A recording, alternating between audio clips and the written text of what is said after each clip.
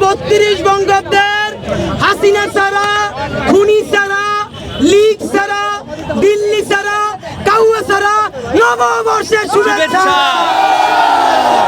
সবাই আমরা একসাথে বলবো, আমি যখন 1 2 3 বলবো সবাই একসাথে বলবো শুভ নববর্ষ। রেডি?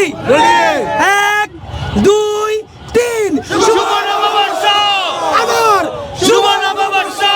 আবার শুভ নববর্ষ।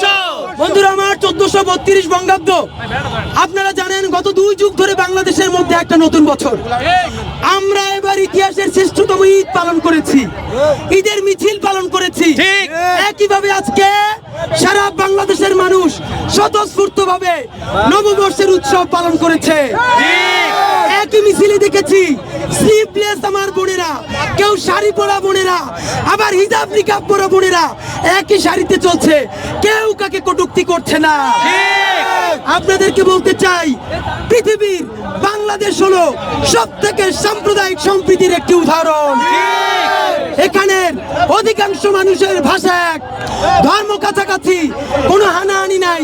খুনি আওয়ামী লীগ আমাদের মধ্যে বিভাজন তৈরি করে তাদের ক্ষমতা পাকাপোক্ত করতে চেয়েছিল, বাংলাদেশের মানুষ তা রুখে দিয়েছে।